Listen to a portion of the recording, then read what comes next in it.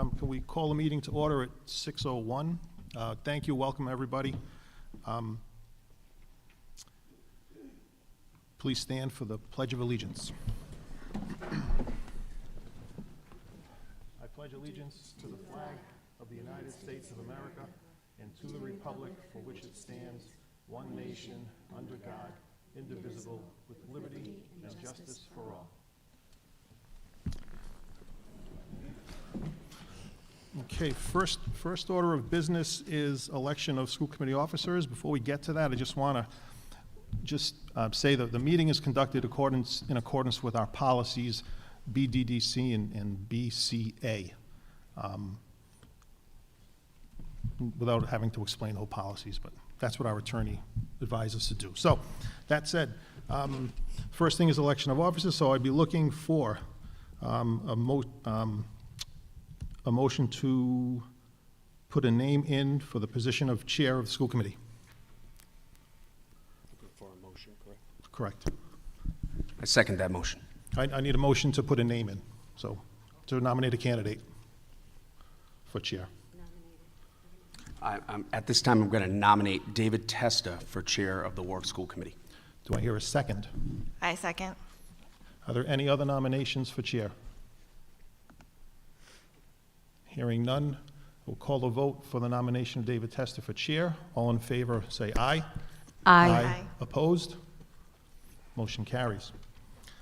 Next, looking for a name to put in the nomination for vice chair of the Warwick School Committee. I have a nomination. I'd like to nominate Sean Galligan for vice chair. Do I have a second? Second. Are there any other nominations for vice chair? Hearing none, we'll call the vote. All in favor of Sean Galligan as vice chair, say aye. Aye. Aye. Opposed? Motion carries. The next position is that of clerk. Do I have a name submitted for nomination for clerk? I nominate Leah Hazelwood for clerk.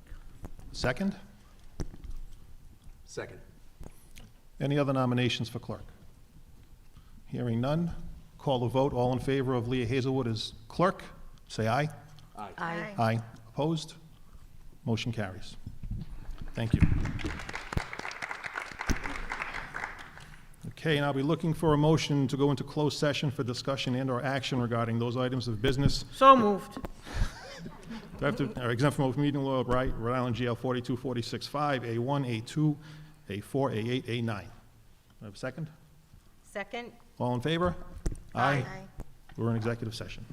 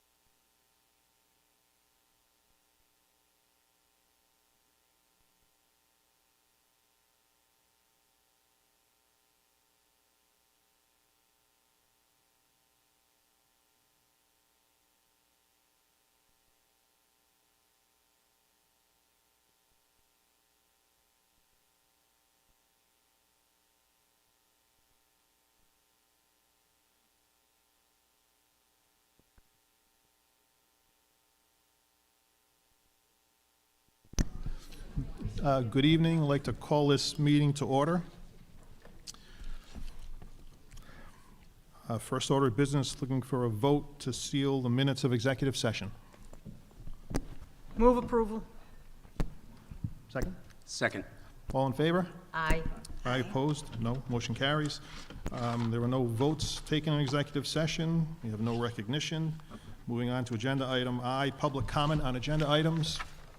Public comment is respectfully requested to be limited to 2 minutes per person for a total of 30 minutes.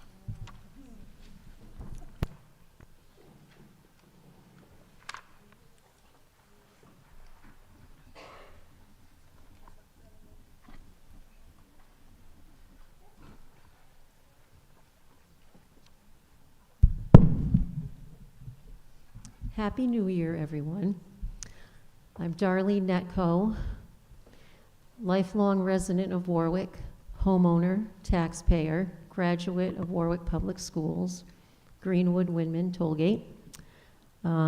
Currently teaching English at Tollgate High School, been teaching English for 35 years, and I'm president of the Warwick Teachers Union. And I just want to say, congratulations to the new members on the school committee, and welcome back to the returning members. And I look forward to working with everyone in a positive, productive manner for what's best for the students of Warwick, because I think we all want what is best for all students, K through plus 12 in Warwick. And I'm looking forward to a good year. I know we have some good administrators to work with that we always haven't had in the past. So I heard a little chuckle. I was just talking actually with the principal of Warwick Vets, Warwick Vets Middle School, the super middle school.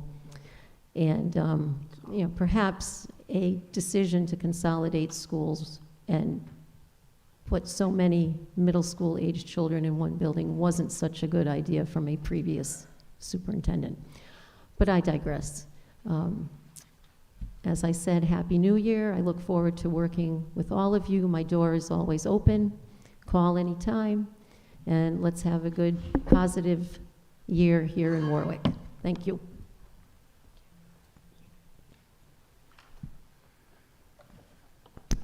Anyone else for public comment? Okay. Moving on, recommended actions, looking for a motion for approval of minutes of public session of December 13, 2022. So moved. Second. All in favor? Aye. Opposed? Carries. Looking for approval, motion for approval of minutes of executive session from December 13, 2022. So moved. Second. All in favor? Aye. Opposed? Motion carries. Approval of warrants from January 10, 2023. So moved. Second. All in favor? Aye. Approval of transfers from January 10, 2023. So moved.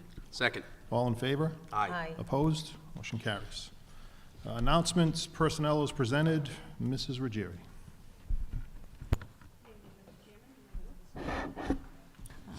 Welcome to our new members. Thank you. Tonight, I only have one retirement and one resignation that will require a vote. We bid farewell to Kim Casa-Calenda with 34 years at Lippett Elementary School. We wish her well in her retirement, and I do need a vote for that. Move approval. Second. All in favor? Aye. Opposed? Motion carries. And we have one resignation, an English teacher at Tollgate High School, Krista Thompson. We also wish her well in her endeavors, and I do need a vote. That's very sad. I move approval. Second. All in favor? Aye. Opposed? Motion carries. Thank you. And finally, I have some courtesy announcements. We'd like to welcome James Hazard as the night custodian at Wyman Elementary School. Michaela Lindia, a teacher assistant kindergarten at Cedar Hill. Desi Rossi, a one-on-one teacher assistant at Windman Middle School. Jennifer Serino, primary SES teacher assistant at Lippett.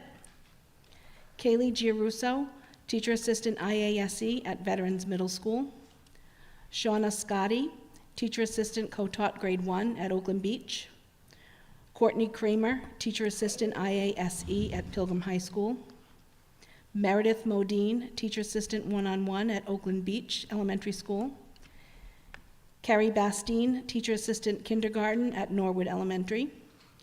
Stephanie Upham, Teacher Assistant One-on-One at Holloman Elementary. Stacy Scribner, Teacher Assistant Primary AAP at Norwood Elementary. These are all TAs replacing retirements that we had in December. And then we have a few teacher appointments as well. I'd like to welcome Brooke Peasley as a Category 2 Grade 3 teacher at Lippett Elementary. Anna Zonos, elementary grade 3 teacher at Greenwood Elementary. Beth Zaley Carpio Sanchez, elementary teacher at Hoxie. And Linda Franklin, English teacher category 2 at Tollgate High School. We welcome everyone, and we're here for anything that you may need. And finally, the coaches as presented in your executive session packet. Thank you. Thank you. Thank you, Mr. Jerry. Next, donations and correspondence. Mr. Gibbons, it looks like you have the floor for a little bit here. First is Meadow Donuts, Inc., in the amount of $750 to Pilgrim High School for the Pilgrim FTC Robotics Club. Second, go ahead, Mr. Gibbons. Okay. Second is Dave's Marketplace in the amount of $500 to the Pilgrim High School Robotics Team sponsorship. And those are the two for Pilgrim. Yeah, we're just so excited to work with the community. We're continuing to build connections in the community, get out in the community because, you know, our new CTE was approved last week, so once again, we're making more connections in the community, and so it's so nice, once again, for them to recognize and to support our school as well. So we're extremely grateful and thankful for those donations. Thank you very much, Mr. Gibbons. Next is the Warwick Neck Garden Club in the amount of $600 to Warwick Neck Elementary School for holiday gifts for Warwick Neck families. And the Warwick Neck Improvement Association in the amount of $2,750 to Warwick Neck Elementary School for family assistance. And it's Mr. Galligan.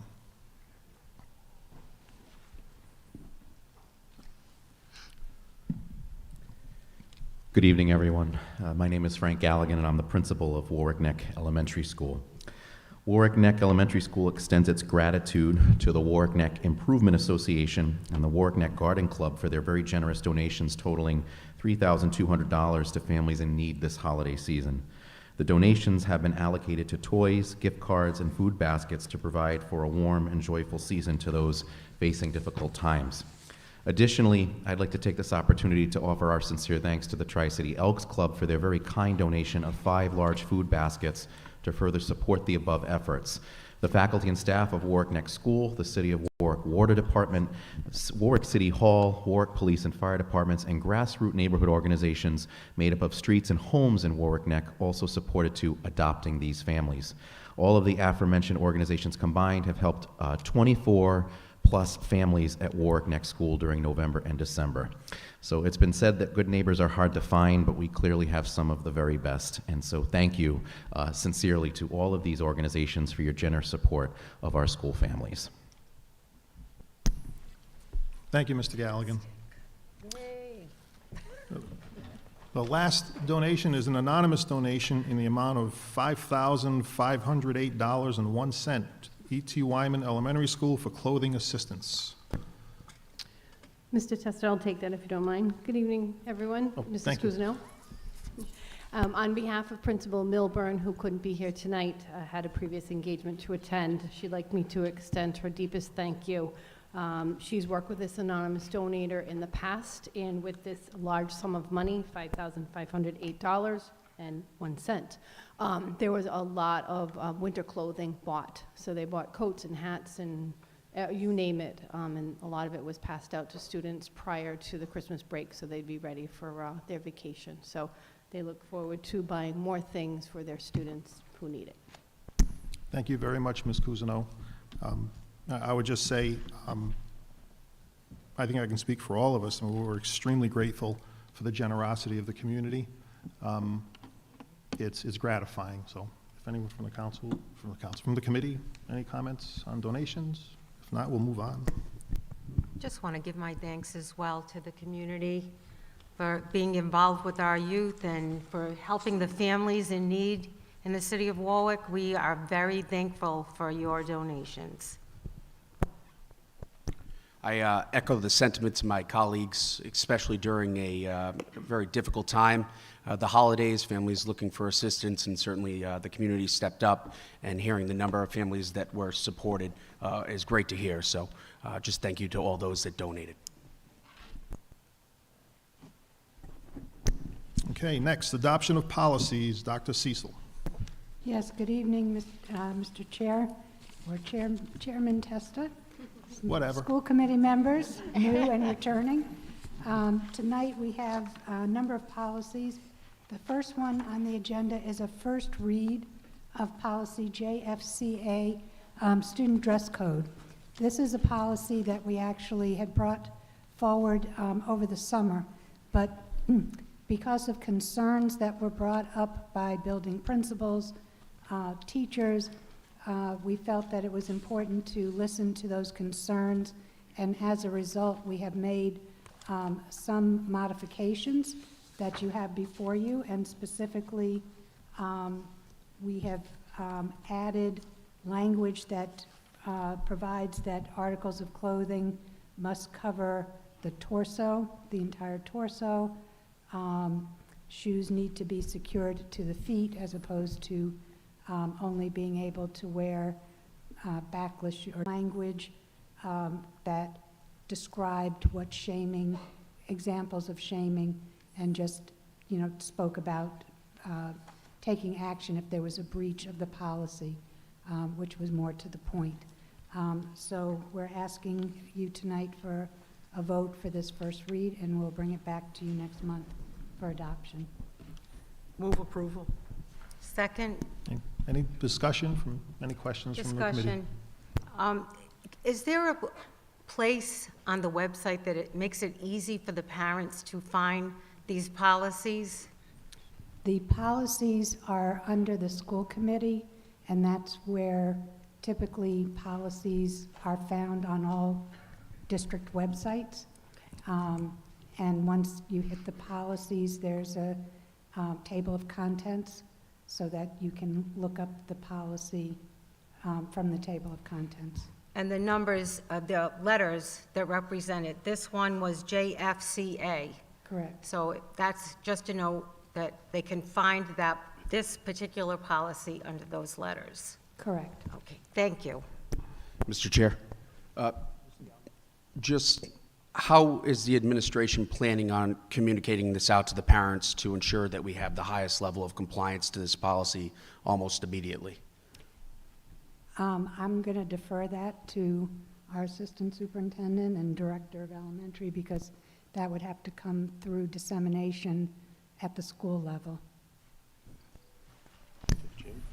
Yeah, and that would also, we'd have to give a second reading first, so. Correct. This is not being adopted tonight. This is a Right. first read, but with all policies that affect students, because we have the electronic devices in school that's coming up for a second read tonight as well.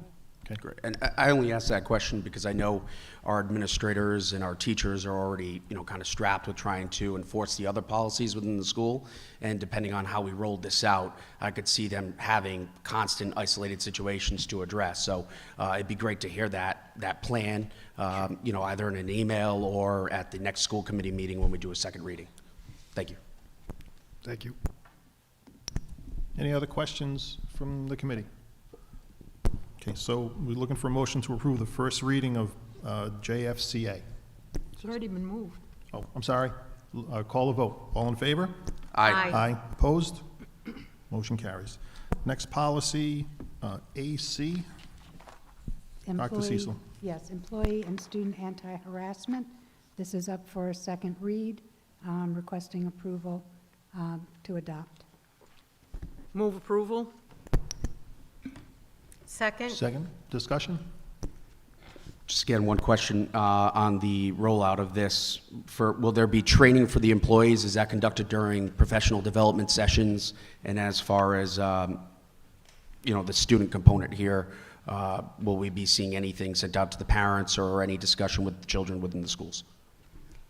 This is a brand-new policy, and so we will need to have a plan, talk about it at the district level on how we will roll this out, because it's completely new. Great. Yeah, so that'd be another thing that would be great to get some follow-up on as to the rollout of this, training being provided to the administrators and the teachers, and then also what we're going to do to support that with the students as well. Thank you. Any other discussion? Okay, hearing none, just call the vote. All in favor of the second reading of policy AC? Aye. Aye. Opposed? Motion carries. Next policy, JE, student attendance, second reading. Dr. Cecil. Yes, requesting approval for adoption of student attendance policy JE. Move approval. Second? Any discussion? Hearing none. All in favor of second reading of policy JE? Aye. Aye. Opposed? Motion carries. Last one, policy JFCM, electronic devices in schools, second reading. Dr. Cecil. Yep, requesting approval of this second read for adoption.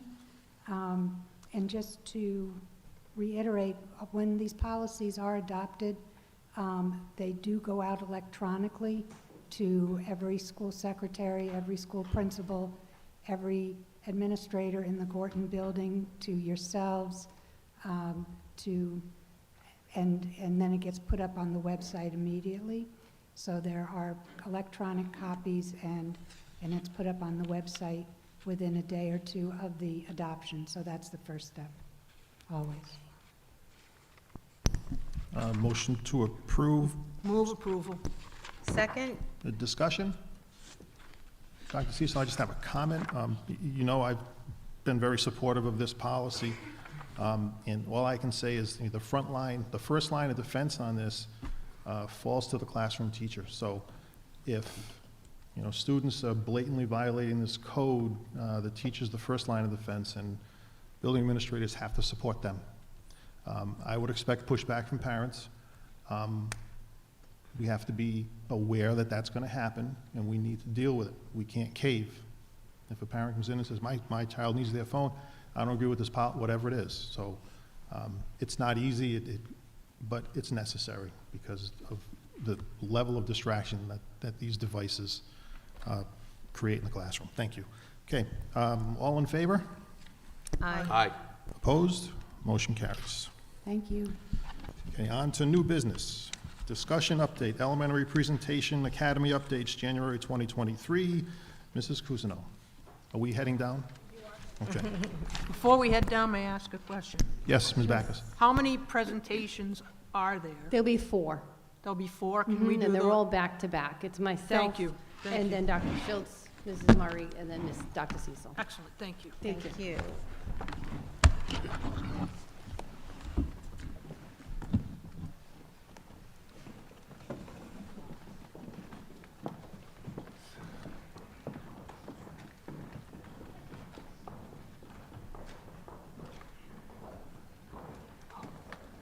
Want to be Vanna White tonight? I don't know how to work a stupid thing. Thanks.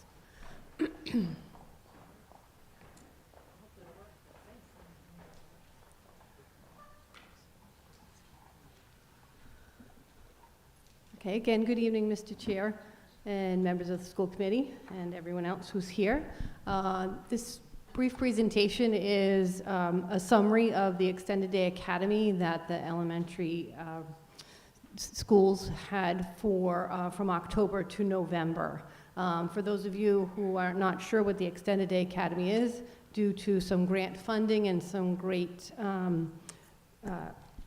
money marketing skills, Dr. Cecil had put money aside for extended day academy programs. So we began it last year with 2 sessions, and it was so widely received that we decided to bring it back this year.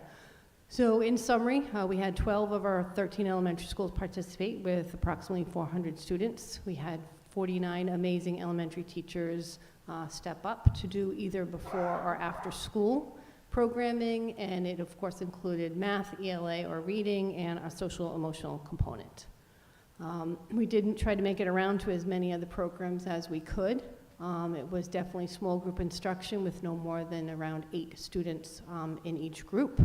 And you can see a lot of hands-on, again, a lot of small group instruction, manipulatives, Promethean board in use, some great learning games in the second one on the left at the bottom. Over at Greenwood School, Mr. Palino's class is at the top. His kids were using some flexible seating and playing a dice game. And then Braining Camp, which is one of my personal favorites. It's a manipulative tool on the computer. The kiddos are actually helping each other with place value. In summary, at the end of the sessions, there are 10 sessions, 5 weeks, twice a week. We had the kiddos fill out some surveys. The kindergarten through grade 2 surveys are filled out on paper, and we had 56 responses at the time that I tallied this. And you can kind of see the totals. They only had 4 questions. The club really helped me learn. I enjoyed the club. How am I doing in reading and how am I doing in math? The first column was under the a lot, then a little, then I'm not sure. And you can see way more responses in the a lot. So we know that they liked it, and we think that they will be returning. This slide is our older students in grades 3 through 5. They are actually filling out a Google form on their Chromebooks. Again, we are a one-to-one district, so they all have their own Chromebooks, so they fill this out on day 9 of the 10th session. I enjoyed the club. I worked well with my classmates. I gained ELA skills, I gained math skills, and I would like to participate again. So again, we had about 149 responses. Not as many had filled it out this time when I tallied this up, but we did have 77% of the kids say they wanted to return. So we thought that that was a successful use of our time. We also survey our teachers. It's really important. They're the ones doing all the legwork. They do get an extra hour for planning in addition to the 2 hours of instruction. So it's a 3-hour-a-week commitment for 5 weeks. And again, there's the data with 28 responses, enjoying it, working mostly on ELA, mostly on math. They felt like they had sufficient planning time, and they all, yay, did some small group instruction. They felt they had adequate materials. A few folks would like some set curriculum materials, so we actually, during last year, we were really promoting some new math materials that we had gotten and got the math interventionists involved in that. And all 28 that had filled out this survey said they would be back for more. So thank you to them. There is some quick feedback at the bottom because I do ask them for a comment. So their comments are, we love working with our own students. We didn't do that the first year, and they really felt that this was important because they know their students the best. So we made that happen this year. They felt that the small groups with only 8 kids, originally it was 12 last year, and we shaved off down to 8. They felt that that was super manageable, and they felt that the 5 weeks was just perfect. We also like to hear from our parents. These are our folks who are, they own the students for 18 hours. We only own them for 6. So it's really important to get their feedback as well. So again, when this was done, I had 80 responses. We felt that 62 out of the 80 felt that their child did learn something new. They felt there was a connection with their teacher. Again, it was their own classroom teacher or the teacher right next door who taught the same grade level. They enjoyed the club. And 90 of them, I'm not sure that that's correct, but a lot of them enjoyed. There is some reflection. I don't think you can see it on your slide because of the way the table is, but I will find that for you. The parents asked for more PM choices. They felt it was hard to get the students up so early and get them going. And they would like more frequent updates and some sort of progress reports. So we are building those in this time as well. And you can see over on the right, the 2 positive comments. There were lots of positive comments, but I chose these 2. They loved that the teacher was his or her own teacher, and they really felt that it boosted the child's self-confidence. And then, of course, are we going to be doing this again? And the answer is a huge yes, we are doing it again. It actually starts next Tuesday, January 17th to February 15th. We're kind of running right between now and February vacation. Again, for 5 weeks, twice a week with an extra hour for planning. And so here's a little sneak preview about what's coming. Right now, we have 12 of our 13 schools again. It was 51 at the time I made the slides. It's already up to 54 or 55. Again, we're going to reach over 400 of our students benefiting from this. And the only thing I forgot to put on this slide, this program is data-driven.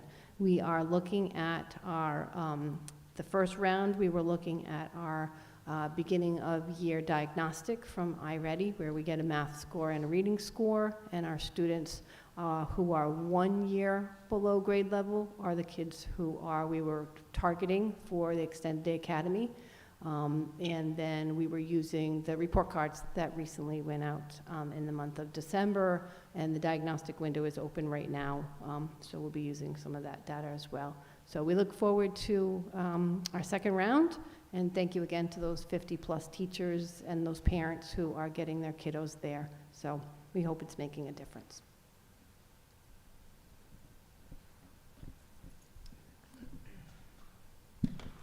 Thank you, Mrs. Cousineau. Hi, everyone. I'm Lisa Schultz, the curriculum director. I wanted to go over some of the state testing results that came out. These came out a little bit later than usual this year, so that's why there's been a delay in reporting out. But I wanted to talk about so many bright spots that we have here in Warwick. Warwick is a city on the rise, and I mean that. I'll get into more detail, but when you see these bright spots, Scott Elementary School, I want to call them out, and I'm going to show you a slide later that's really just going to, hopefully get you as excited as I am right now, all right? But they went up over 10% in their ratings for the RICAS ELA from the previous, oh, what happened? Oh dear, even the presentation is excited apparently. Cedar Hill jumped by 16% in RICAS math. Robertson Elementary School, one of the leaders in the state, jumped 19% in RICAS math. Their growth score was off the charts. Scott School, again, you're going to see a pattern here, 18% jump over the last year of state testing. Holloman Elementary School, 5% gain. Norwood, 8%. Park Elementary School, again, one of, I think they're second in the state for growth. Unbelievable, Park. We're so proud of you. Sherman Elementary School went up 8%. Warwick Neck, 6%. Wyman, 8%. Veterans Middle School. I want to call out vet specifically because it's difficult to move secondary schools. There's a lot of research about why. It's just the way it is, unfortunately. However, if you look, you can see that veterans went up by 9% in math, and math is the hardest place to grow. But they did it, 9%, folks. Pilgrim, 10% increase in SAT ELA since last year. Unbelievable. If you are considering putting your kids in private school, I would say, don't do it. Send them to public, because look at these scores, everybody. I also wanted to call out the access scores, which is for our multilingual learners. Robertson is #1 in the state. Greenwood Elementary, #2 in the state. Holloman, #7, yes, and Scott Elementary School, you see a pattern here, folks, within the top 10. A lot to celebrate. My goodness, I'm out of breath. All right, so then now we're going to dig in a little bit. You are going to see certain things now that kind of go against what I just said, but I don't want you to be alarmed, all right? So we're slightly under the state average overall, but I want you to keep in mind that this is for grades 3 through 8. So it takes middle school, elementary, and puts them all together. So don't get confused, because overall, many of our elementary schools did surpass the state average. And so we're right underneath when you average it all out. Same thing with mathematics, but you can see that our growth rate was really unbelievable compared to past with how we've done. We have the PSAT a little below the state average. However, high school ELA is above state average, which is a wonderful shift. We then have the SAT, high school math, under state average. However, ELA is above state average. So you can see a pattern a little bit here. Speaking of patterns, I wanted to show off our highest scoring elementary school in the district. Scott Elementary School received a 4-star rating. There are, yes, that definitely deserves a round of applause. There are not many elementary schools across the state that have either a 4-star or 5-star rating. Most elementary schools are in the 3-star range.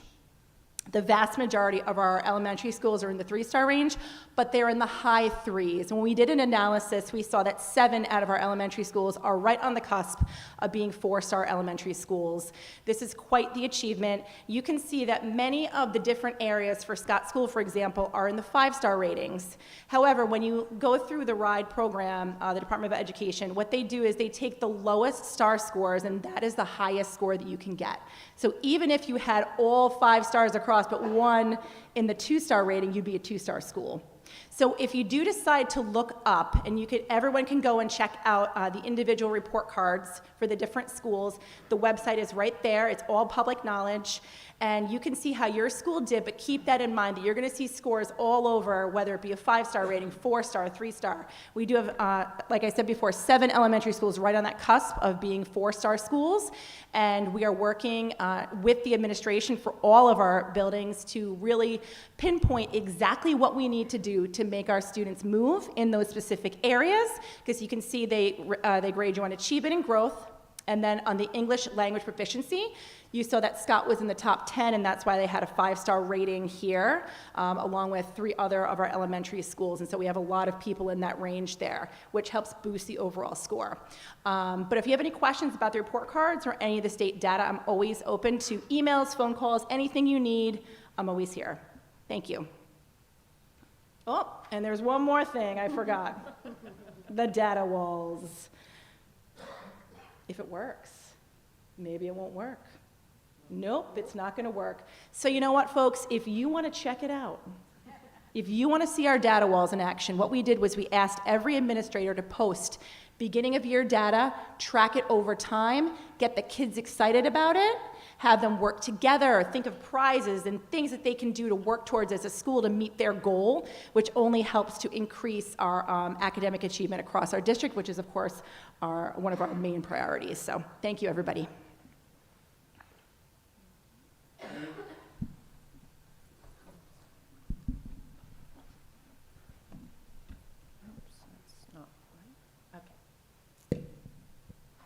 All right, thank you for the opportunity tonight to provide an update on our Student Success Dashboard and SEL surveys. I'm hoping to provide a little more clarity about our why and our how our schools and districts are using the information collected to improve student achievement.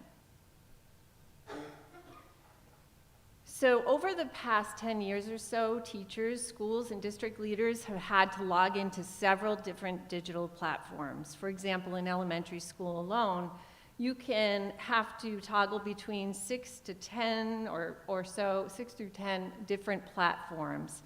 And it can leave very little time for any kind of action planning or very good thought about what to do around students' success. So using the Panorama Student Success Dashboard, it allows our educators to access the data quickly and seamlessly so that the time is spent on what really matters. The dashboard supports educators to see how their whole class, groups of students, or individual students are progressing in academics, behavior, and social emotional skills. So the data being integrated into the Student Success Dashboard from our other platforms are represented in this visual. So Aspen houses our students' academic information like grades and courses. It houses our daily attendance and any behavioral infractions that students are involved in. We also have many platforms that house assessment data like RICAS, iReady Diagnostic for ELA and math, grades K through 8, STAR assessment for grades 9 through 12 in English and math, PSAT, SAT data, access testing for our multilingual learners. And this year, with our new dashboard, we're able to now integrate our student success survey information, our SEL survey information, excuse me. So why are we administering surveys? Well, because student voice counts. Our students are our consumers. Their perceptions and how they feel about school plays an integral role in every student's academic success. Educators understand we cannot separate the student from the human. We're talking about teaching, developing, and mastering skills that are necessary for students in and out of school. So it is our mission in Warwick Public Schools to serve every student academically, socially, and emotionally. We're forever focused on our vision of the graduate, which means preparing our students with the skills to be successful beyond school, like learning to communicate effectively, being able to collaborate with others even if they don't always share the same view, learning to problem solve using different strategies and ideas, and setting goals that will help them aspire for more. Our schools will use their survey results in the same way that they look at other pieces of information. They will view survey results through 3 different sets of lenses or tiers. First, they're going to look at the information with a school-wide lens, which includes by grade level and content area. Then they can look at the information by student groups who have a similarly identified skill need, as well as individual students' results who need a little more support than most. Some of the topics, all of the topics and questions are actionable at each tier, and it was very important for us to make sure that that was the case. We weren't asking questions that we couldn't take action upon. So here's an example of some tier 1 thinking. What instructional or teaching practices can be enhanced to allow for improved student experiences? What professional development is needed to support educators better? Does a student's learning environment provide opportunities with students to consider the perspective of others and empathize with them? These are the things that are actionable from a school level. So our SEL survey topics and questions come from 4 SEL areas. So up here you can see SEL skills, which included many topics, environment, which also included many topics, well-being with 3 topics, and then staff well-being and adult SEL. We've eliminated number 2, environmental, taking questions from number 2, because many of those questions in the environmental section of the survey are questions that are similar to survey works, and we would already have that information. The last one, number 4, was eliminated for our year 1 implementation. We think this is an equally important topic, but thought that educators this year would appreciate time to become more familiar with the student survey process. All questions are checked to meet research standard of validity and reliability. They have all shown positive correlations between SEL measures and important student outcomes like GPA, test scores, behavior, and attendance. So here's what we selected for topics. There were 3 out of the SEL skills. Social awareness, which measures students with a strong social awareness, gets along well with classmates and teachers, and that had 8 questions. Emotion regulation, students with strong emotion regulation stay relaxed and calm even when things go wrong, which had 5 to 6 questions. And learning strategies, students who use learning strategies know different ways to learn new things. Under well-being, we chose 1 topic, and this was, and this one was only for our students from grades 3 through 5. And so that was in the area of supportive relationships. So students with supportive relationships have people at school, the adults and peers, who they can be themselves around and count on for help. We did modify this question to remove any questions that were related outside of school. This is a visual representation of how topics and their measures can lead a district and school focus areas on initiatives. So I won't go through all of it, but for example, the first one, the student topic social awareness. This is what it's measuring, how well students consider the perspective of others and empathize with them. It could lead our district or schools to focus on teacher practices like student discourse or cooperative learning structures that allow students to practice skills that are necessary for life beyond high school. The opt-out process, just to review that, families were given a notice and directions for opting out their children by the start of a survey window opening. But in addition, we asked all our school leaders to run an updated list of students prior to the administration in case we had some add-ons late in the time allotment. And then lastly, any family that maybe missed the information and their student took the survey, principals were asked to let us know, and all of that information can be removed from the platform. But our percentage of students participating in the SEL survey was high. It was 97.8 there. So I'd like to share with you some of the SEL topics. Our students used a 5-point scale to answer each question. For example, under each question, they would see a place to record their response starting from something like not likely to very likely.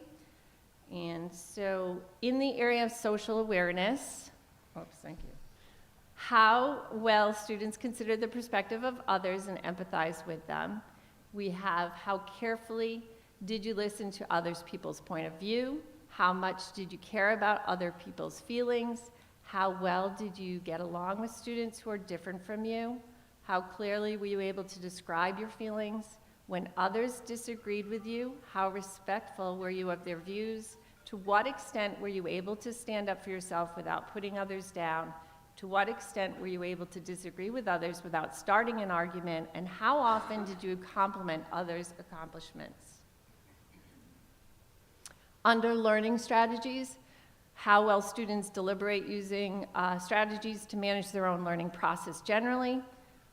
When you get stuck while learning something new, how likely are you to try to learn it in a different way? How sure are you that you can figure out a good way to get your schoolwork done well? And before you start on a challenging project, how often do you think about the best way to do it? And overall, how can you figure out how to learn things? Emotion regulation, how well students regulate their emotions. So how often are you able to pull yourself out of a bad mood? When everyone around you gets angry, how relaxed can you stay? How often are you able to control your emotions when you need to? And once you get upset, how often can you get yourself to relax? And then when things go wrong for you, how calm are you able to stay? And lastly, for supportive relationships, how supported students feel through their relationships with friends and adults at school. Do you have a teacher or other adult from school who you can count on to help you no matter what? Do you have a friend from school who you can count on to help you no matter what? Do you have a teacher or other adult from school who you can completely yourself around? And that was only asked for grades 6 through 12. And then do you have a friend from school who you can be completely yourself around? Again, just 6 through 12.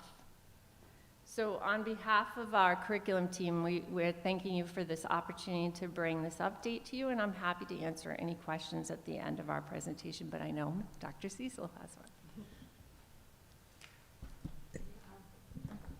Starting that video yet? Just hold off for a minute. Good evening again. I am really, just wait for a second, really happy to be here tonight to finally unveil warwickcares.org.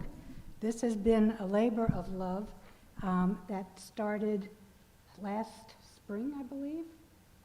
With me tonight is Deb Petaruti. Why don't you stand up, Deb? She is our McKinney-Vento liaison. And last year, when the state gave us special, they're called ARP funds, but they were like ESSER, that was dedicated specifically for McKinney-Vento homeless families. We did a survey, a needs assessment, and the area that we found that we were lacking in was outreach services. And so Deb did some research, and she found a site called Bigberg. and it was out of Pittsburgh, and it was just a really dynamic site. And I was able to contact the developer, and from that, warwickcares.org was born. So now I'm going to go ahead, we'll play this video, and then I'll give everybody an opportunity to get on it with their phones. Warwick Schools is excited to announce a new website resource for our McKinney-Vento families and unaccompanied youth. This provides links to local community resources and makes finding help one click away. Simply tap a profile that fits your situation best. This brings you to another screen where you will find service categories. Tap the icon for the service you're in need of. Local programs will be shown, and the name, address, description, and hours of operation, including phone numbers, are provided. Need directions? Click directions to open up Google Maps. It's as simple as that.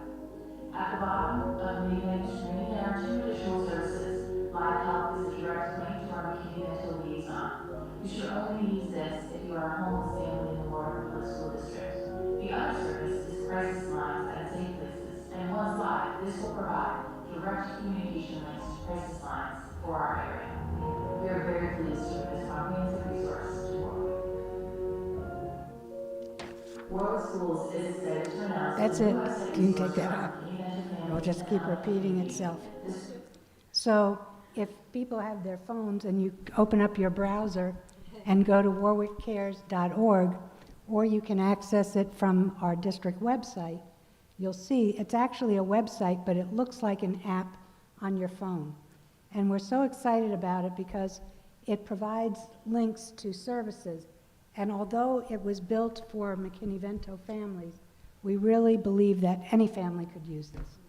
And our hope is that as this takes off, anybody in the community who has a resource that thinks should be added to this can contact me, and we can add this. So I want to make sure that this continues to be built and updated so that it becomes a community resource. So that's it. Thank you.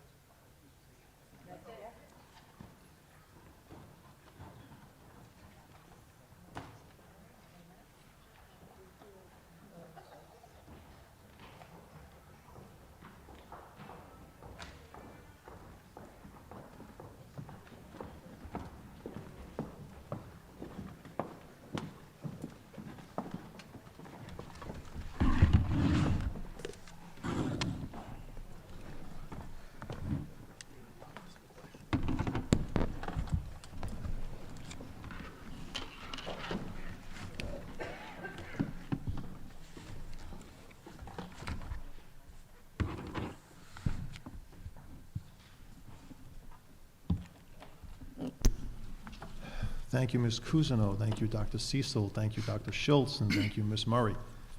Any comments from the committee for Yes. any of those administrators? I want to thank you all for the great work you're doing. When Dr. Cecil first told me that she was working on this project, I became very excited too. And so now that it's come to fruition, I'm really excited that many families in our city will be able to use this. And hopefully we will see this grow throughout the state so that families in every school district around the state have this kind of an opportunity for these kind of services and to help them to find them and find what's available. We actually, 211 is supposed to do a lot of this, but unfortunately I think they get overwhelmed a lot. And this is much more succinct and just very amazing. Thank you, Dr. Cecil. You're the best. Mr. Chair. Mr. Galligan. So I first want to just commend the administration on a job well done with the Extended Day Academy. It's great to see. It's great to see the total number of students that are participating in the program. It's also nice to see the teachers that are helping out with that program. And it was also great to see kind of the favorable responses coming from the parents as to feeling as if their children were learning something new and if they felt it was beneficial. As a parent within the community, certainly had concerns after 2 years of non-traditional learning as to what kind of learning gaps there would be following the pandemic. And so it's nice to see that you guys established this program and that the community is capitalizing on it, and that hopefully it helps to close those gaps. So great job with that. On the SEL surveys, my question would be, are you seeing data that is showing need for increased social workers within our school district, knowing that prior to the pandemic, we kind of saw a rise of mental health being an issue, and then now with this data at your disposal, are you seeing that we kind of need to increase those numbers of social workers? So this was our first administration of this survey, and our students from grades 3 through 12 did their own answering of the question. And I think it would be premature to just make that quick assumption. However, I would definitely support that in the classroom, in the schools, they are seeing the need. There are students that have been expressing, even in the surveys that we have looked at a district level, that maybe emotion regulation, having difficulty with those strong feelings, have been difficult for most of our students. But I would pause on waiting to hear the final after we administer another survey. Have we begun to act on that data yet? No, we haven't finished releasing it to all of the schools. We can release it in chunks, so we released it to our district team, and then this week we'll be releasing it to school administrators because we wanted to make sure we could support them in understanding, explaining it to their parents, to their teachers, and so forth. Great, I appreciate that explanation. Thank you. And then my final question, statement then question would be for Dr. Cecil. Congratulations on the War Cares app. That looks great. My question for you would be, we've seen with the school lunches, kind of the bill that we're being left with for families that might not enter into the programs that are afforded to them. Does the War Cares app link them to those programs so it makes it even easier for them to access those programs that would cover the school lunches? That's a good question. There are links to services outside of, like to food banks and whatnot, but I don't believe there's one directly for getting help for school lunch. So that's a great one. Is that something that we could look into to Oh, just make it absolutely. even easier? That's exactly the kind of thing I need, is a lot of minds put together is better than one. Great. So I will look into that tomorrow. Thank you. Thank you. All set, Chair. Chair Testa? Yes, Superintendent. Dr. Cecil, I believe the West Bay Collaborative, is that one of the resources? Yes. Because Yes, our we have- families with free and reduced lunch who needs extra support, they do reach out to the West Bay Collaborative. Yes, we have a number of links to West Bay Collaborative for other programs that they offer. Anyone else from the committee?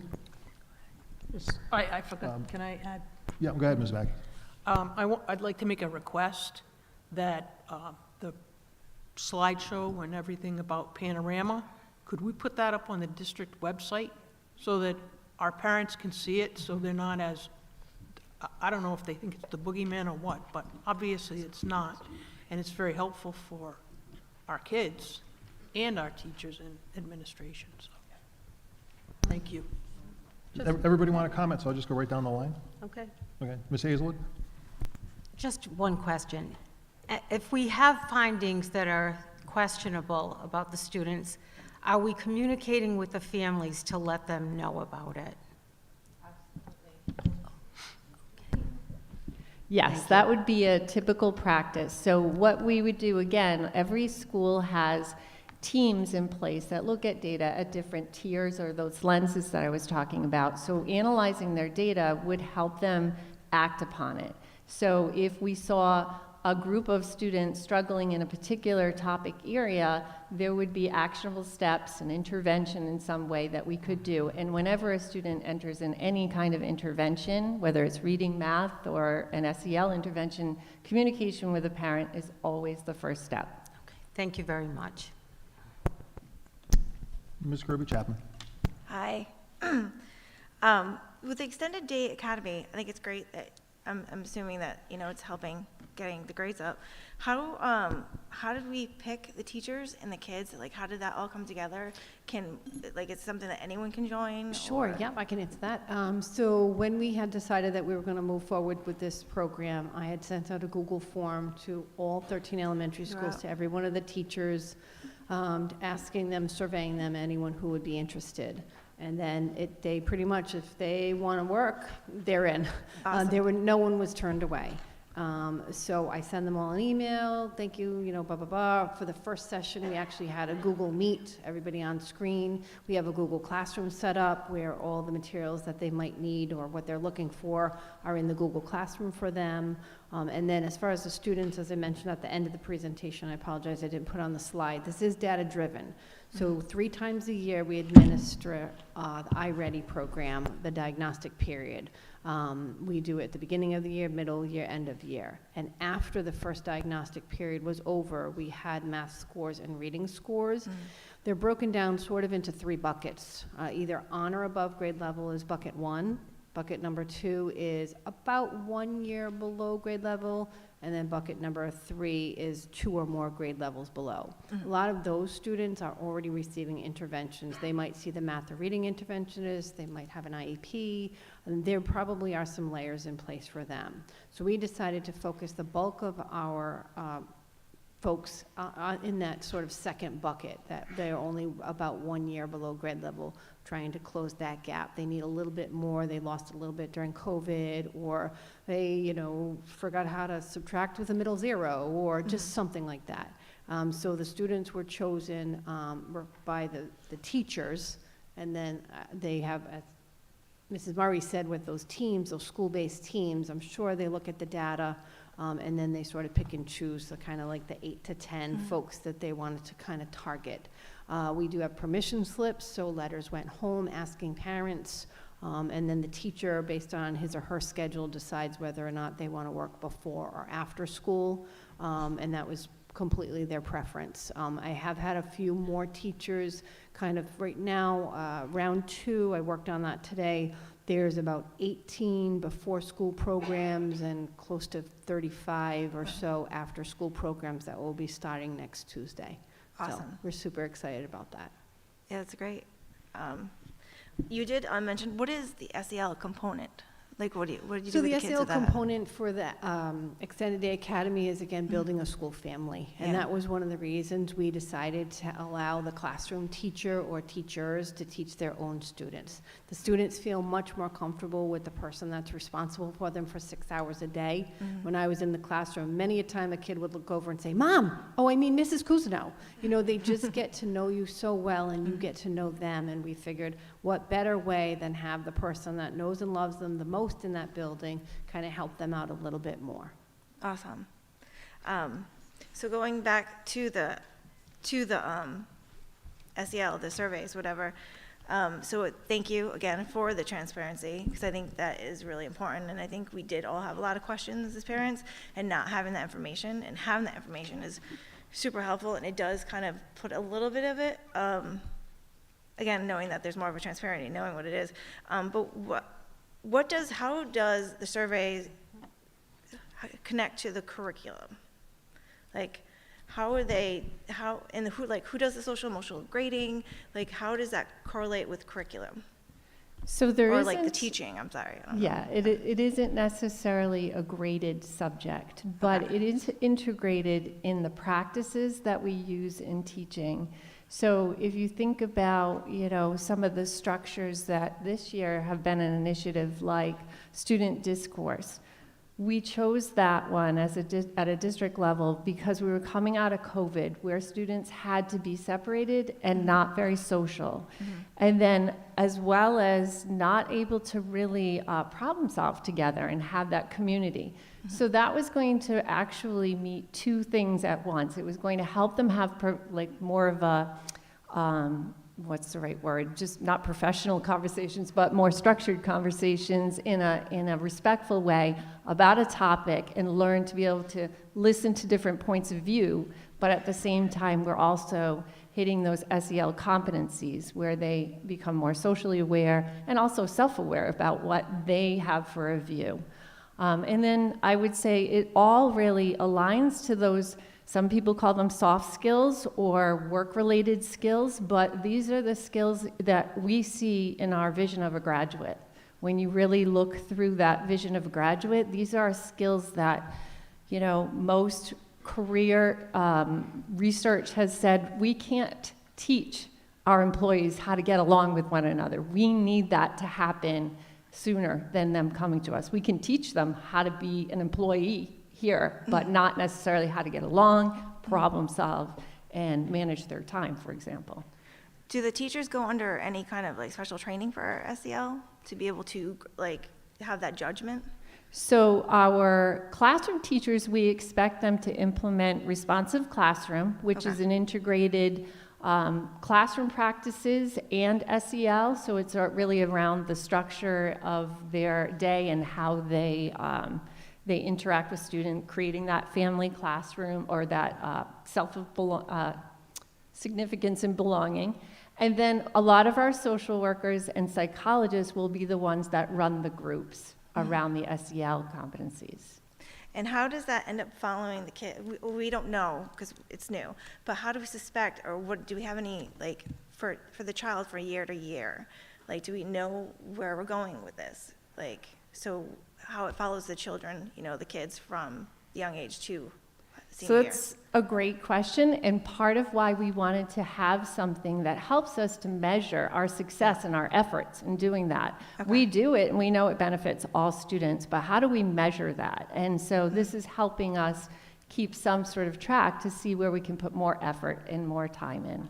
So, like going back to that very first question, this will be very telling for us to see where we have to focus our energy in terms of, you know, which one of the topics or competencies. Okay. Ms. Hazelwood? Mr. Chair, may I? Okay. Just my thought. And I would think it would be very helpful if suddenly we saw a child who was doing very well for a number of years, and then we saw some decline happening, and we could let the parent know. And I just see this as a huge way to be proactive in the life of a child. We already did all this. It was in many, many different places. But now it's all in one place, and it's going to be easier to intervene should something come up. So, well done. And I think, you know, just applying that to the academic portion, we have always had outstanding teachers and interventionists, but we haven't had a place to actually put our interventions to have historic data. So this is an opportunity for us to really hone in on those things so that we can have that profile of history for a student. And to have it all in one place is a Right. time saver. Yeah, a time saver. That's good. Sorry, I forgot one more question. Is there any bias that could happen with the SEL? So In going into because, this, again, being a record and so are you asking me if there could be bias yes, with with the grading teachers system, correct? interpreting? Teacher, student, yeah. So I think that could be applied to almost anything, like in any structure. I think what we try to support teachers in thinking about is triangulating information. It isn't just one data point. It's what you know about all parts of the student as a whole. So I think that's an area that we're always conscious of and continue to do work on, but it could be applied to anything, I think. But you know, it's a great question and good thought to have going into it. Anyone else from the committee? Okay, I have just a couple. I still have to ask. Ms. Cousineau, thank you on the academy updates. That data just gets better and better and bigger, so I'm very pleased with that. Dr. Schultz, the state testing results, I share your enthusiasm, and I've said before, maybe with a little less caffeine, but I share it. It's interesting that you brought up about the point system, and I'm glad you did, because you can have a school that's 5 on everything, but is a 2 on one feature, and you're a number 2, you're a 2-star school. Yes. Right? And people, we live in snippets of information. So people go on RISE's website, they look, Warwick schools, oh my God, a 2-star, a 4-star, or a 1-star, whatever it is. And it's not necessarily an accurate representation of what exactly that school is doing.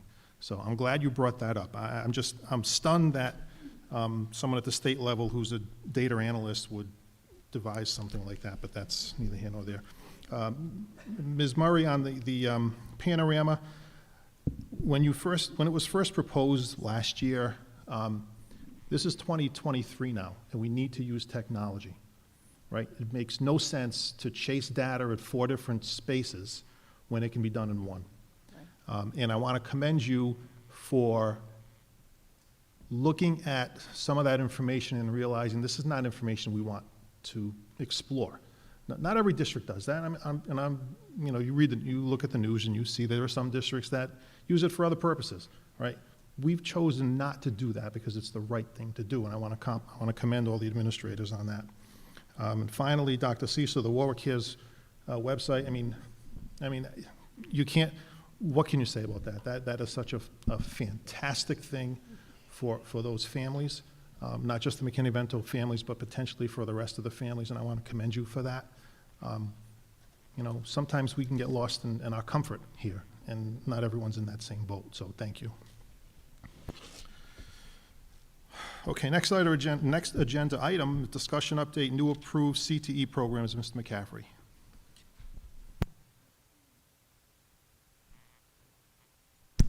Mr. Chairman, members of the school committee, this evening with me is Mr. Kane from the Career and Tech Center.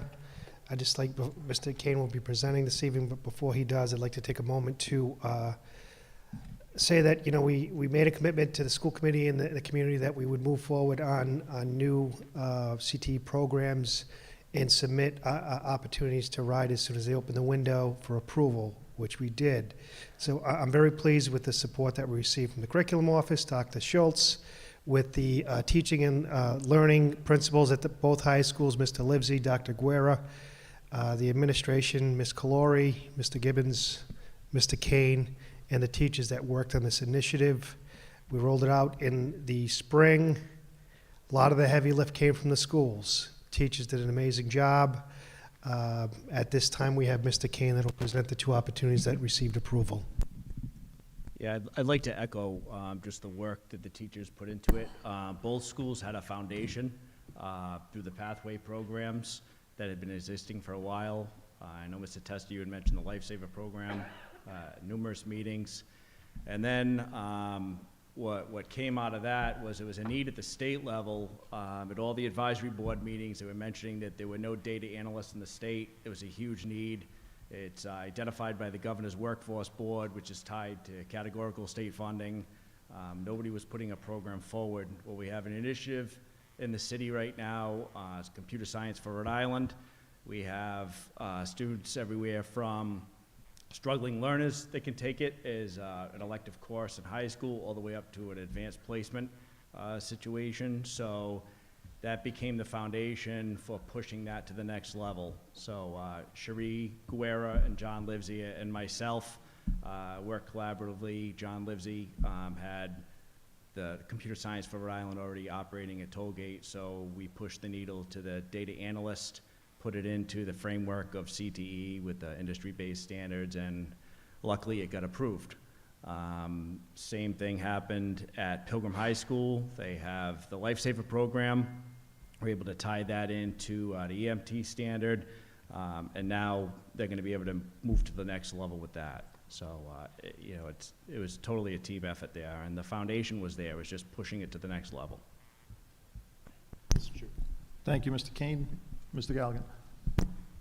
So I just want to commend Lisa Tamburini and the team over there at Pilgrim with that Lifesavers program. Had a great opportunity to go and hear what they're doing. It's going to be fantastic for the community because not only is it going to be great for the children from an education perspective and show them some other career opportunities that they can go into, but also we're going to have all these trained young adults out there within the community who are able to render care if necessary. And obviously we saw last week with the NFL, how just doesn't matter what great shape you're in, freak things can happen. And so I think it's really sweet that that Lifesaver program is put in place. Just a question, though, and it might be you, Mr. Kane, or someone else from the administration. Are we motivating the children at the middle school levels by bringing them over to the Career and Technical Center on a field trip at some point within the year, showing them all of the career and technical offerings that we have here in Warwick, so that way we can kind of try to retain some of these children here and within our school district, and then also show them, not everyone goes on to college. These are really good trades that you can go into. Are we doing anything of that? Can we start to look at that if not? Yeah, so we were just at Warwick Vets this week. We are at Winman next week, I believe, to do presentations, and then typically from there, we allow students to come over, parent permission, through a bus, take a look at some of the programs if they want. Typically, junior high doesn't get over as much as the senior high does, but we are running an open house on March 3rd. Last year it became standing room only. The biggest problem, quite frankly, right now is not so much attracting kids, it's dealing with the growth, because the growth is, the growth was tough last year to have kids picking second choice programs, third choice programs, because it just got to that point with the level of need. So we have reached out, and the response has been promising, and I think this society has seen that the pendulum's kind of swung, that there are people making six figures that don't have tremendous college debt hanging over their head, doing something they truly love to do, and we've been fortunate enough to be able to be a part of that. Great. And to that point, with the growth we're seeing with the career and tech ed programs, let's take Lifesavers, for example, where you're seeing gradual enrollment into that program. Are we looking at, from a finance perspective, how we're going to continue to support these programs so that they're sustainable? So the key to CTE finance-wise, ideally, data analytics will probably hit that. If you could be part of the Governor's Workforce Board as a high-growth, high-demand field, which not all CTE programs are, not every program carries that distinction. If you do that, you get categorical state funding based upon your enrollment and a number of different factors. Lifesaver will probably not be in that category right now, at least initially, and it may never be, but that's also not the litmus test for success. There are other ways to fund it. We fund it through Perkins. The Pilgrim programs function a little bit differently because they're operating under the Pilgrim schedule versus the 3-hour blocks that we do at the CTE, but we've been able to diversify, and it'll work much like Studio 107 works. Great. Thank you. All right, thank you. And Anyone else? Ms. Hazelwood? may I just add that they will, upon completion of that program, receive their EMT license. They receive the ability to take the EMT license. Right, and if I know Lisa Tamburini, they'll be well prepared to Right. take it. They'll get it, Thank you, Mr. Kane. Thank you. Anyone else from the committee? Mr. Kane, I just want to thank you for your diligence, and Mr. McCaffrey and everybody else who worked on it, so thank you. Okay, next, discussion update, FY 2023 monthly financial report and year-end review. Mr. McGrath. Good evening, Mr. Chair, members of the school committee. Before you, you'll find my monthly fiscal update with year-end projections. If you have any questions, I'd be happy to answer them. Any questions from the committee? I have a couple, Mr. McGrath, thank you. Yeah. In your projection, well, I want to back it up. Your office has, for the last year, has been grossly understaffed, right?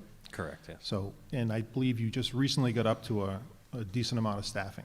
Yes, as of now, we are fully staffed. We had a retirement in December that was filled, but that was, there was some gaps there, but yes, we are finally at full staff. Right, so in your projection, and it's just a projection, in your note to us, some of the salaries were, 2.2 over, but you think that's more of a grant funding allocation issue, which is directly related to the lack of staffing. Correct, yeah. So our grants position was open for approximately 3 months. So it's my feeling that we have grants people that are landing in the general funds when I'm doing projections. So we're currently tearing into every single line. I'm going to be comparing against the 23 projections that we built and placing those people in the proper areas, because we need to do that anyway for grant reporting, and then we'll have a better picture of what that looks like. Okay. And then your projection as of 12/31 is that there'd be and I don't want to use the word surplus because it's an inaccurate term. It's Correct. just a fund balance Correct. of about $400,000, which is really the residual of the additional state aid we got. Correct, yeah, that represents the difference between the additional state aid received and the city funding that was provided. Right, exactly. So, yep. And I'll So be you're correct, fund balance would be the right way to term Yeah, that, yeah. and I'll be, I'll be brutally honest. I am fearful of next year's budget because just from state aid, nobody knows what's going to happen with state aid. Right, So- we thought we knew, and then they put an additional 1.6 and kind of threw a curveball in, so you're correct, we have no Right. idea where that's going to You start. have, you have a state senate that wants to keep it or increase it, and you have a state house that's not interested. So it's going to be interesting to see how that plays out. And, school districts are the ones in the valley, so when it all comes downhill, we'll be the ones who get hit with it, so. Okay. Any other questions? Just me? Thank you. Thank you. Next item, discussion action, classified employee discipline hearing, Mrs. Ruggieri. Good evening, Mr. Chairman. We ask for your approval for the disciplinary action recommendation made to you in executive session for the classified employee. Move approval. Second. Any discussion? All in favor? Aye. Opposed? Motion carries. Next item, Mrs. Ruggieri, discussion action, behavior specialist facilitator contract terms. Thank you again. We ask your approval for the contract revised in executive session. So moved. Second? Any discussion? All in favor? Aye. Opposed? Motion carries. Thank you. Next discussion action, contract award, secondary Pilgrim Gym floor. Mr. McCaffrey. Mr. Chairman, members of the school committee, I'm requesting your approval for the resurfacing of the gym floor at Pilgrim High School. I did seek emergency approval on December 14th, which was granted. It was necessary at the time, due to the deteriorating condition of the floor, to have it done immediately.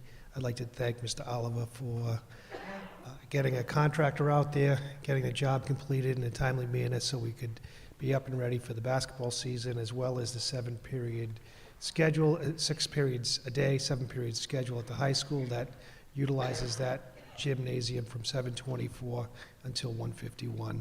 And it's being used right now by the wrestling team. It's used all the time. It's something that was necessary, unfortunately deteriorated faster than we thought it would have. Looking for a motion to approve. Move approval. Second. Any discussion? Mr. McCaffrey, I have one question. Well, maybe it's for Mr. Oliver. We're on a regular schedule for those floors, right? Is that something we rolled the dice on in previous years? That was cut from this year's budget. Okay, that's what I thought. That's why I asked. Okay, thank you. All in favor? Aye. Aye. Opposed? Motion carries. Next item, discussion action, contract award curriculum hand-to-mind virtual manipulation bundle. Dr. Schultz. Yes, good evening, everyone. So we actually had a visual of this during Mrs. Cousineau's presentation earlier when you saw the students at the Promethean board and they had the visuals with the math that they can move around the blocks and they can visualize what a 100 looks like, what a 10 looks like, what a 1 looks like. And so they're able to learn so many different things through a non-germy way, which is fantastic. And so all of our math interventionists, which have been amazing at bringing our growth scores up. You saw how many schools gained in math. A lot of that has to do with our math interventionists, their hard work. They've been led by an amazing colleague, Dawn Manchester, throughout this whole time, post-COVID, and really working hard. And so this just helps support their work and will help support student achievement. So I just ask that you approve this. We do have budgeted funds for it. Move approval. Second. Any discussion? Dr. Schultz, you brought up math, and I'm glad you did, because I meant to bring it up with your presentation. The elementary math is very, very encouraging. Secondary math, like you said, it's tougher to move at the secondary levels, but if I'm not mistaken, the secondary math curriculum was the last one that we upgraded, correct? Was that the last one? Well, That's a tricky question. So at the middle school, we primarily use iReady, which is what we use at the elementary level, but it gets a little bit, it's a little bit different for our honors math students. And so they've been using a program called adjournment that also has been used at the high school level, but is not the most popular choice. It is a green curricular material, which means that it's vetted by Ed Reports. It's the best of the best, but it's not the best of the best if people don't use it, right? And if they don't enjoy it, if students aren't engaged. And so the teachers asked for permission to pilot a different series called Reveal Math. They love it, all right? They're digging in now. They have already said that they don't even want to pilot the other one. They love it so much. It has this really great component that mimics iReady in some ways, where students can go on and it pushes them at their actual level, which is what we need, especially if there's like 20 minutes downtime in a class, or the teacher's working with a small group. They can say, hey, go on to Alex, go on to MyPath, iReady, all these acronyms and all these things. But what it is it's just a platform where they're constantly they're just moving the needle, you know, and practicing and working on fluency and all these different things. And so the high school now, yes, they are the last ones to adopt. And so I do think that now with the buy-in, specifically at the high school level, we're going to see the numbers move even more. But our high schools are tackling all of the gaps that we see with our scores for PSAT, SAT, all these different things. And so I know that we're going to move no matter what, but I do think it's encouraging that there's such buy-in with the new curriculum. Thank you. Yes. Mr. Chair, I'll just add that, you know, it's great to see, first off, I appreciate with it being our first meeting that you're asking for approval on a budgeted item, making our job a little bit easier here. Secondly, I'll state that, you know, having the young kids, the oldest and the middle son walking by the kitchen table, seeing them on their laptops, on their Chromebooks, and using some of these applications, it's really stimulating their mind. Certainly, the only one that I was confused by was Fruit Ninja, I think it was, when I walked by. Not to bag them. Fractions, right? I'm You pretty slice them in sure- half. Yeah, so, but I'd say the applications that you guys are all putting in is certainly helping them out, and it's great to see, so thank you for that. Thank you. Move approval? Yep, it's already been moved and seconded. Ms. Kirby Chapman, you have, Just a question. okay. Is that okay? Go ahead. How about training in these areas? Are the teachers being trained so that they're ready to work with it?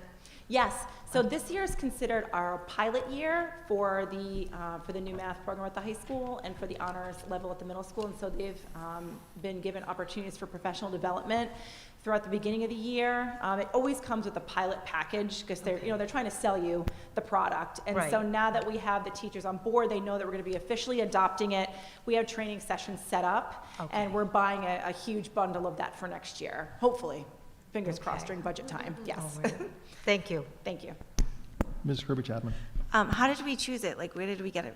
Like, how does that process go? Oh, it's a huge process. That's a great question. So the Department of Education several years ago made a mandate that every single district in the state had to basically toss out their language arts curriculum and their math curriculum, K through 12. And we had to switch to green curriculum. And green doesn't mean eco-friendly. It means that it's been green lighted by Ed Reports, which is this panel of teachers, professionals, administrators, everyone and their neighbor basically has to go through these materials and look at it through very specific questions and specific lenses to see, are the students, engaged with every standard? Are they, thinking outside the box? Is student discussion and discourse being a component within it? And so once it's been green lighted by Ed Reports, then it goes on to the list of approved curricular resources by RIDE. We're only able to choose from those, and it's not a very large list. And so we started with math, and we adopted from K to 8, and then from 9 through 12 now, and then we had to do the same thing. The last one we adopted was last year for the English Language Arts program, and we just started this year called Wit and Wisdom. Teachers are having some growing pains with that, but I know that the students are engaged in it from what I'm hearing, but it's quite the process. And so we typically have a large pool of people pilot so that we can get as many opinions as possible. This year was a little bit different with the math pilot because we had already gone through a very exhaustive process to pick Agile Minds years ago. But they didn't like it. And so this year I said to the math leads, and Dawn Manchester, who's behind me, can also speak if she feels like it, Dawn. But we had our two math leads say to Dawn and I, and they said, hey, you know what, this really isn't working. We want to move our students, but we need something better. And I said, okay, that's great. What do you want to try? What have you heard from your colleagues? And they all said Reveal Math. So I made sure it was green. It's green. Said go for it. So we contacted the rep. They sent us a ton of materials, enough to get through this whole year. They really helped us out, thankfully. Enough professional development to get about, you know, I think we have, Dawn, how many people are now involved? About half of our math department. Thank you. I was going to say that. Thank you. So about half right now are involved in it, but they're spreading the word. And so next year, everybody's going to be using this, but there's excitement around it. So this process was a little bit different. It was more of a homegrown, the teacher said, please. Oh, that's awesome. You know, so there's more buy-in, which is nice. So the teachers more or less kind of came together and said, this is what we want to do. For is this help one? out. That's Yes. great. Awesome. Yes. Cool. Okay, all right, it's been moved and seconded, just calling the vote. All in favor? Aye. Aye, opposed? Motion carries. Next item, 12, discussion action, curriculum revisions. I'm sorry, number 11. Hand-to-mind lipid math materials. Mike, right? We're on that, number 11? Yes, Okay. that's me again. Yep. So this goes along with what I was talking about before, but some of these are the more hands-on manipulatives for the students, so they can visualize it in a different way, not just electronically. And this is Title I funded, so it's grant funded. Great. Move approval? Second. Any discussion? Hearing none, all in favor? Aye. Aye. Opposed? Motion carries. Next, Dr. Schultz, we'll end with you. Discussion action, curriculum revisions, secondary and middle school library media. Yes, thank you. And so we are chugging along with our curriculum revisions. For those of you that are new, it had been quite a while since the last curricular revision cycle, and so what we did was we dove totally in and we said, all right, you know what? Let's do this, K-12. So we have been every month coming with newly developed curricular documents for you so that you can see everything, you know, the basics of what's being taught throughout the course of the school year. And so in front of you, I know that first is, actually it's one item, that's perfect. So all of the library media specialists came together and worked on this for the middle school and the high school. So now we have a scope and sequence, and the elementary will be starting this year to then go all the way up K-12. So I just am requesting your approval on these two documents. Move approval? Second. Discussion? Just a question, is library a part of the core curriculum now at the middle school and high school levels? Like, is it part of the schedule as a class that's a core academic class? It is not a core academic class. However, students have the opportunity to go whenever they need to. I can speak from my Windman lens, but I can ask Mr. McCaffrey also to speak on this.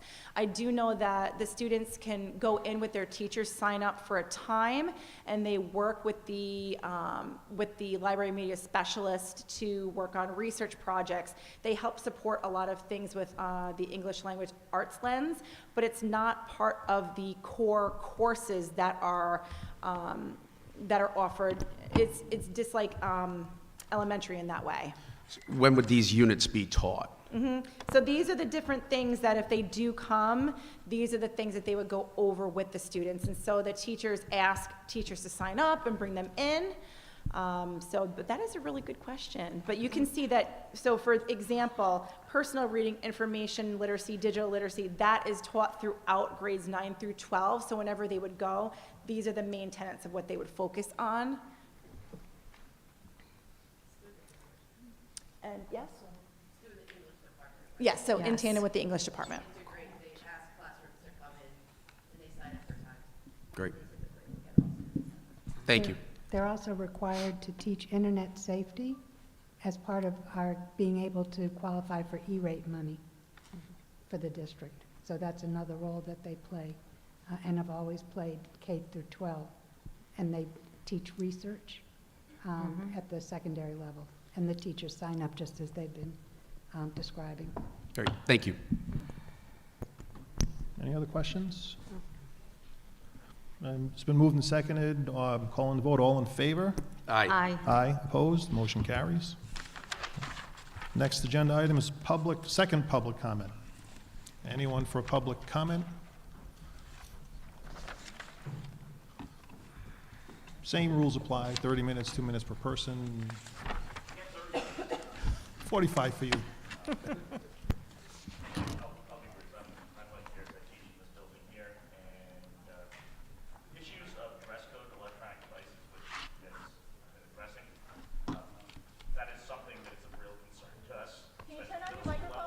Oh, yeah. I usually don't have a problem with people hearing me. Wow. So, I know it's not terribly exciting or glamorous to work on policy issues. You know, it's not like designing a new school building or something like that. But in terms of supporting us, what you've done, what I'm seeing is that you've come up with a simplified and clear policies, which is exactly what we need, especially at the middle school level. And that's very much appreciated. And it's also clear in looking at some of the revisions that you made that you listened to administrators and building teachers about some of the things that were areas of concern. So, and the last thing I just want to say is that what you had to say, Mr. Testa, about backing up, especially with the phones, that's going to be needed because we're definitely going to get that blowback, and it's very much appreciated that you've stated that up front, that it's going to be the same message from bottom to top. So thank you very much. Appreciate it.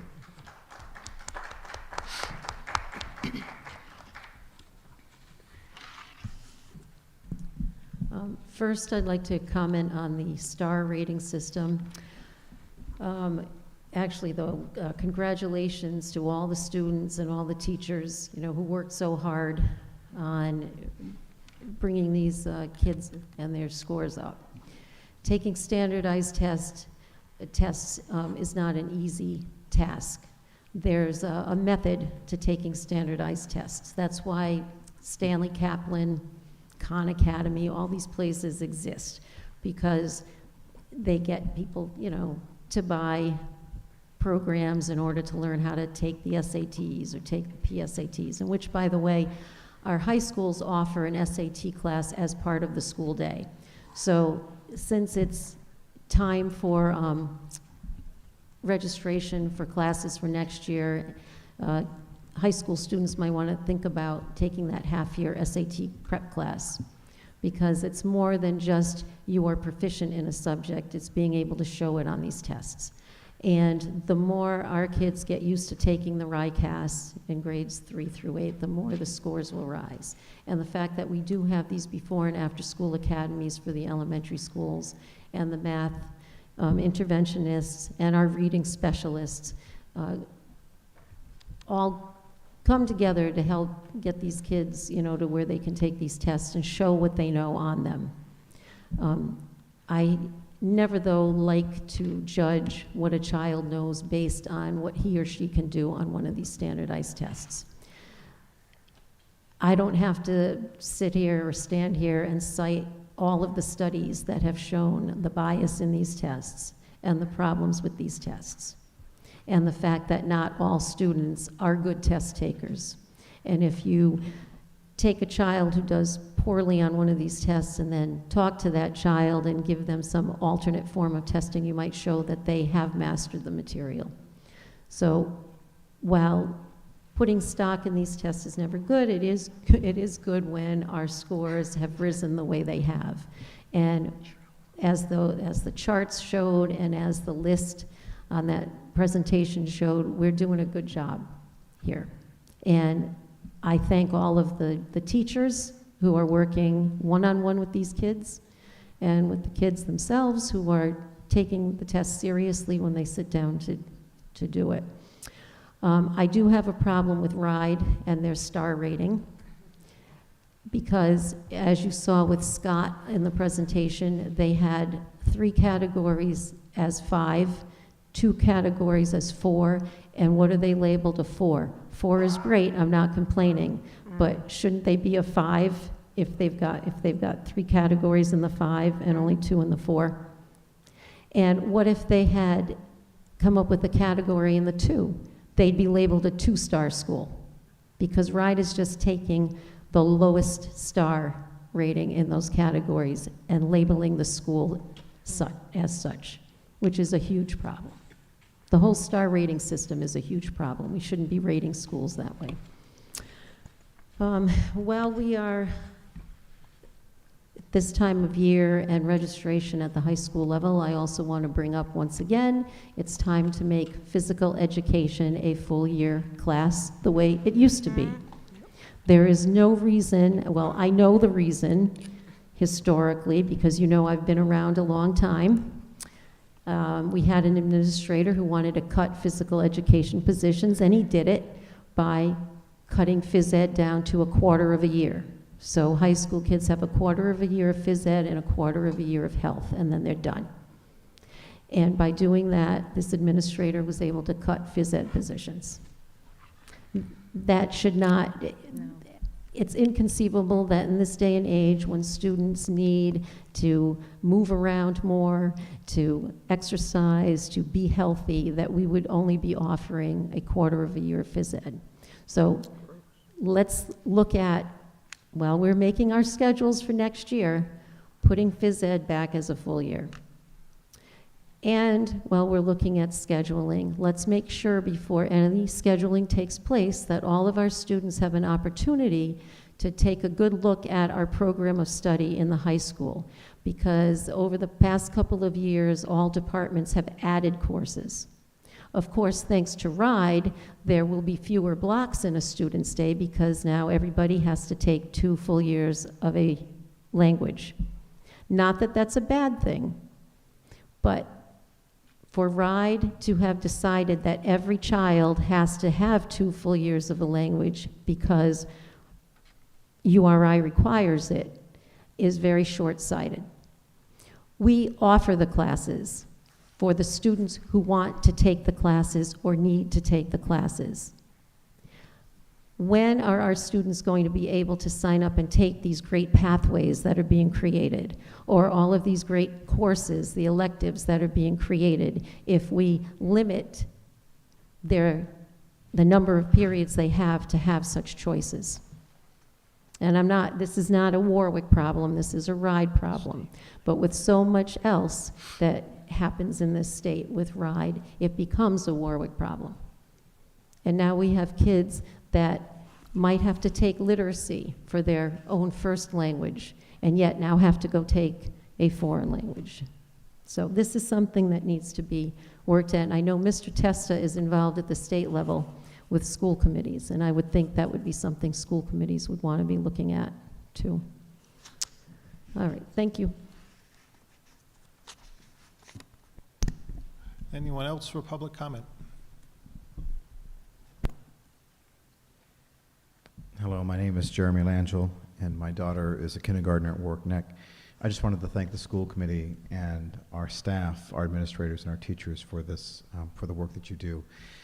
I was especially moved by the Warwick Cares, so just that's an amazing resource. And the other thing I wanted to comment on, again, thank you also for the. I'm very supportive of the cell phone policy. Like Mr. Testa, I would go full-on ban. Having taught in classrooms with middle grade students, that's a challenge. And I'm glad for what we have. So you have my support. And then also I wanted to thank you for the SEL presentation. I'm just very supportive of social emotional learning. And the comment that I would make about that is there is this sense, and you see it going around in different places, that somehow we can separate out, a student's academic performance from everything else.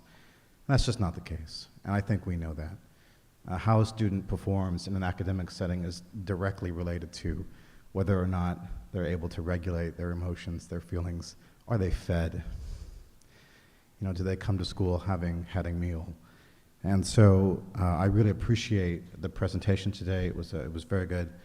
And I just, as a parent, wanted to reiterate how important that is to me, that my children are in a district where we are looking at the whole child, and we're looking at not just their academic performance, but also, how are they, able to take care of themselves and each other. Thank you, thank you.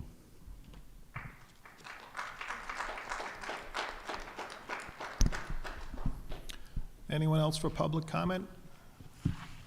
Okay, seeing no one.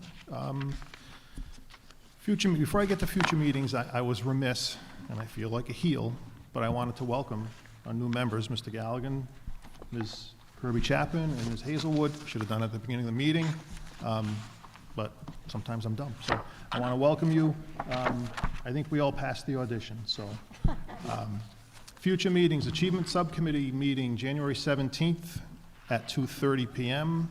Policy Subcommittee meeting, February 9th at 4 p.m. Warwick School Building Committee, February 1st at 7:30 a.m. And the next regularly scheduled monthly school committee meeting is February 7th at 7 p.m. There being no other business before this committee, I seek a motion to adjourn. Move adjournment.